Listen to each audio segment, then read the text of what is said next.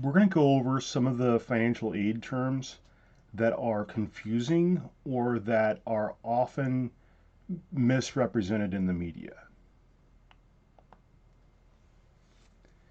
The first is financial aid, just merit versus need. Merit aid is a performance based assessment that they gift aid a scholarship for. Need aid is a little more complicated. It could be a scholarship, it could be a grant based upon how much need. It could also be student loans or work study. So it's not always a gift. The total cost of attendance, the sticker price, is tuition, room and board, fees, transportation cost, all wrapped into one price, the cost of attendance at that specific school for that year. So this sticker price isn't necessarily what you will pay, but you can think of it as the MSRP. That's what they think an average student in general should pay for it.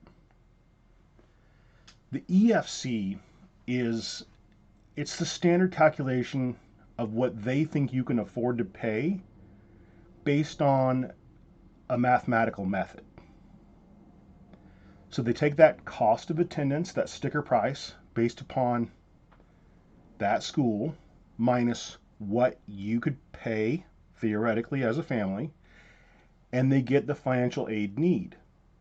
This is the maximum need you could possibly get, though. It's no guarantee that you'll get that much. So at one college that costs $50,000, you may get $30,000 worth of need. But if the college costs $20,000, you won't get any. And if it costs $75,000, you might get $55,000. Just because you get the financial aid need on a piece of paper, that doesn't mean that it's going to be your financial aid met. A good thing for families with multiple kids is it's the expected family contribution. So even if you have 50 kids, the family is only expected to come up with that much money per year divided by the amount of students that are in school that year. These are the three different methods that are used to figure out how much it will cost to go to that school and how much money you could possibly get for that school. We'll go very deep into them later, but for right now, I just want to use the 568's President's Group as a way to explain a couple key concepts. So this is an elite group of colleges, and they are completely need-based. They will not give you scholarship money for performance because almost everybody that applies and gets in has spectacular performance. So these extremely expensive schools will very often have the money to help, but they only base things based upon need. So normally a school will have the financial aid office and the admission office are in the same room or right across the hall, and they kind of talk to each other. You know, is this like this kid wants to get in? Is there any possibility of they even be able to pay for it? You know, oh, the grandparents are the ones who are going to build this gym. Well, maybe they'll be able to get in. These schools are saying it's need blind. A lot of the Ivies, all of the 568 President's Group are need blind. That has to do with the admissions office, not the financial aid office. So they're not going to look at any of that financial aid until they've decided whether you're going to go there or not. Then they're going to try to figure out how we can get it done. A lot of these schools can do that because they have large endowments.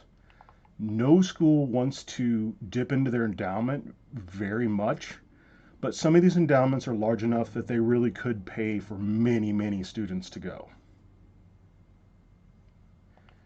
There are also a lot of colleges that say they're need blind, but they're trying to be need blind, but they just don't have the finances to truly, really be need blind, and they have peaky blinders.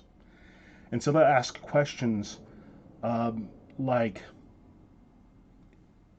if you really need financial aid or not. Questions that a true need blind school shouldn't ask.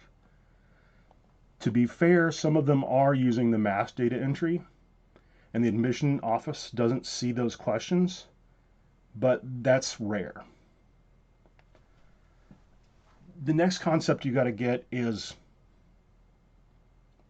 there's over 5,300 colleges. Most of them want an essay, letters of recommendation, transcript, and test scores.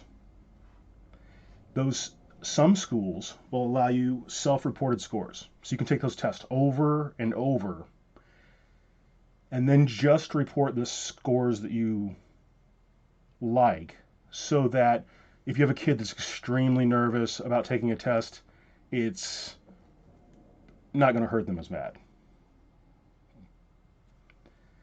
The test optional it's not new. There's about 600 more schools doing it this year.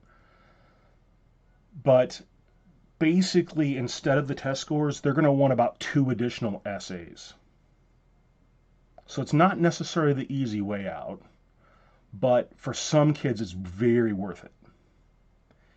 Test blind means they will not look at your test, but they're going to really deeply look at your grades, the weights, and the academic rigor, which is how many classes of what type did you take out of what you could have taken at that school.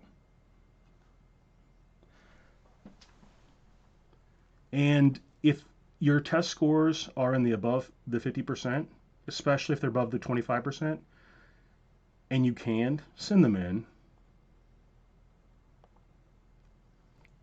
Demonstrated interest doesn't mean that much for most schools, but at some schools, like a test optional school or test blind school, demonstrated interest can mean a lot more, especially if it's possible that you could get merit aid at that type of school.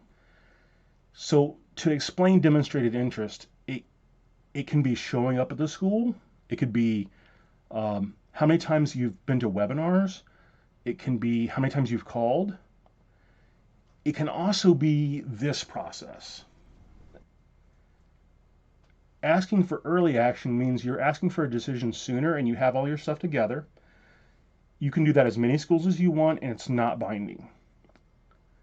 Single choice early action isn't binding, and you can apply regular decision to as many schools as you want, but you can only play one single choice early action to one school. That shows more demonstrated interest than an early action, which shows more demonstrated than a regular decision. If you're saying early decision, you're saying that if we can, we want to go to this school. This is the only school we want to go to. So in some situations, that might mean that you won't get as much aid because you're saying that we want to go to this school no matter what the price is. But it does show more demonstrated interest. You can get a free college money report and start understanding how some of your financial aid works, how much the colleges think you can afford, your 3 EFCs, will your student qualify for these grants and scholarships at those schools. You can get that at blackswancfp.com. Your free college money report. On the mobile, it's in the pull-down menu. And we love helping people with education funding. And even if you think you can't afford it, we do a lot of pro bono work around education. It's really our passion from cradle to career. So if you do need help, please reach out.